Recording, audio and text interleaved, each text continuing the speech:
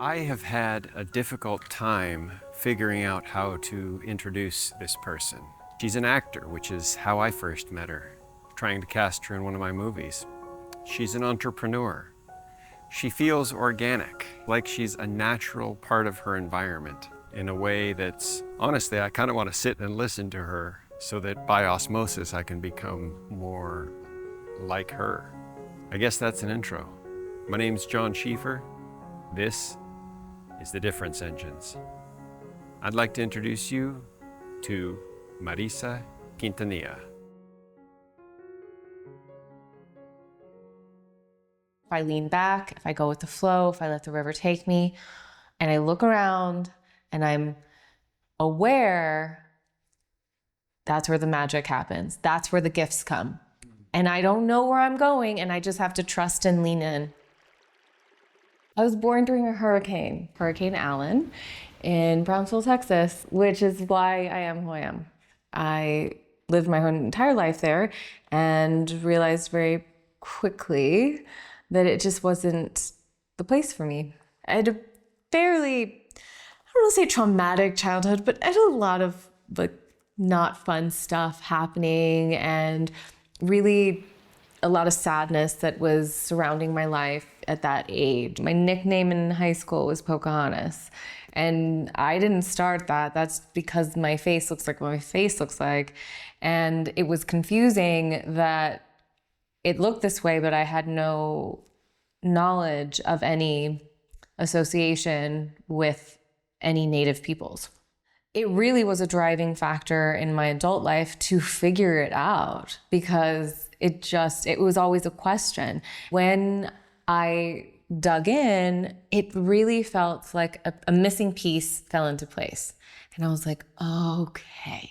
Because I grew up with so much of my Mexican culture, but then also my family has been in America since America was America. We've always been there. They just kept deciding where the border was, and then they finally decided on the Rio Grande River, and guess what? We were on the right side of it. Myself and my father really looked into our past and had to find it, and then found, our relatives, and then were able to reconnect with the tribe and have kept relationships ever since and continue to learn more about our history and reigniting that spirit of our ancestry. And so when the Spaniards encountered my people, they called us Lilipan because it's so hot. My people were all covered in light gray clay. So Lipan Apache is not a federally recognized tribe. We are state recognized.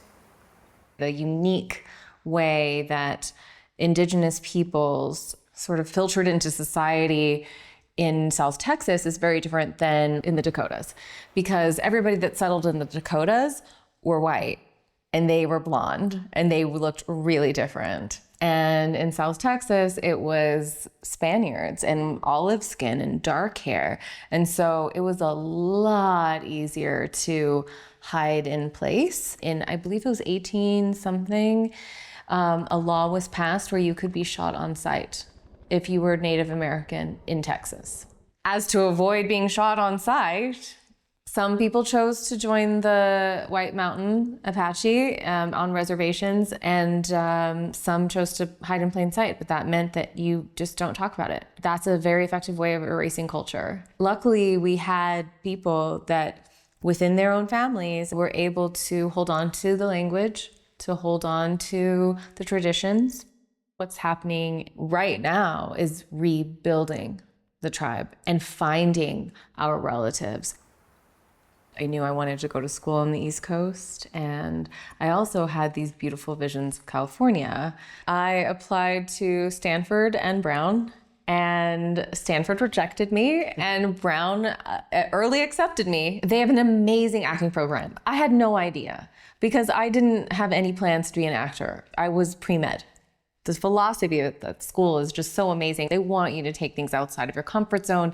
And so it was very much encouraged to have like an arts class or whatnot. And so, I changed my concentration to theater, speech, and dance. I'm sure it would have been easier, and I would have made a lot more money the other way, but I would have been horribly unhappy. Back in 1999, like there were very few roles for women that looked like me. It was actually inspiring to me that there weren't more people that looked like me. We were side characters, we were stereotypes, etc., both as Native American and Mexican. So I wanted to be a part of changing that, and did create some short films and became a producer and was co-writing on things to change the narrative so that it was more reflective of actual American life. I spent 2 years in New York doing theater. It was rough. The roles there were not right for me. They were looking for more street Latina, and I'm not that. Just arriving in California, feeling the sun on my face again. There were roles out here that were more my personality. I got work in Texas and New York, in commercials and stuff like that. In LA, it was Criminal Minds. It was awesome. I mean, every time I was on a set, I was like, yeah. I was like, why didn't this happen sooner?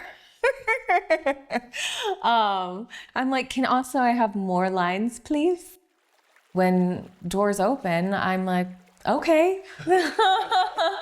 I'm not gonna shut that. I'll just, I've lived my entire life saying yes. I was a photographer in LA for 10 years, not because I ever was like growing up being like, oh, I wanna be a professional photographer. I had no idea.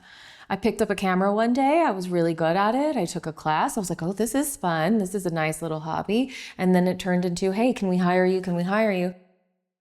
I wanted to own my own something in the world, and I could not afford a home in LA, but I also wasn't ready to leave LA.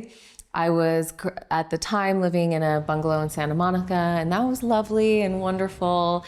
I had really deeply wanted to experience tiny house living, and I found very miraculously a tiny house for rent in Topanga Canyon.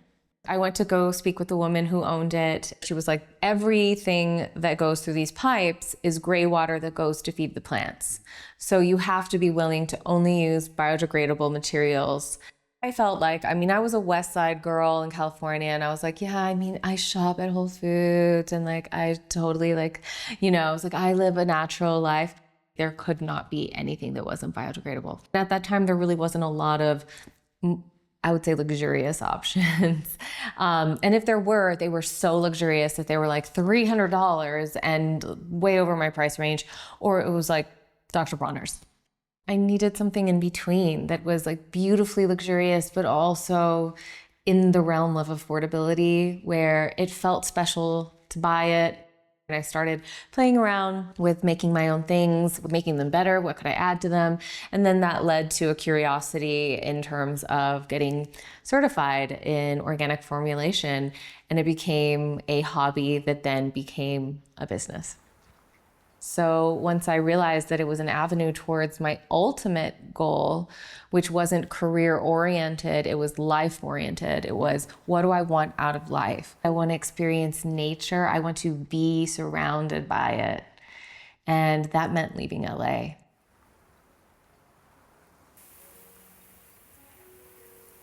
I'm very, very blessed that I'm able to have a brick and mortar shop. It is very difficult to do nowadays.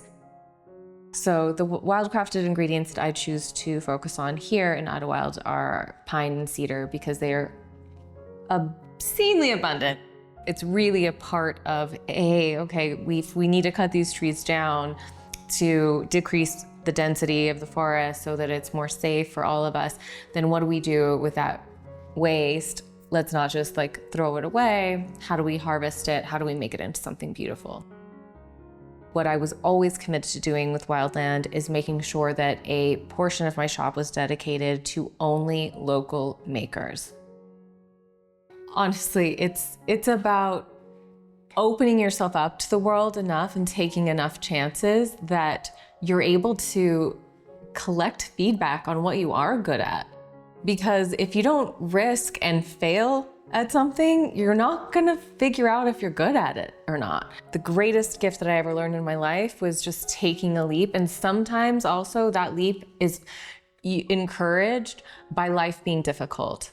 It took me where I needed to go. And if my life had been lovely and perfect and happy, would I have taken that big risk and that big leap? Probably not, because I would have been nice and comfortable where I was. If I lean back, if I go with the flow, if I let the river take me, and I look around and I'm aware, that's where the magic happens. That's where the gifts come. And I don't know where I'm going, and I just have to trust and lean in.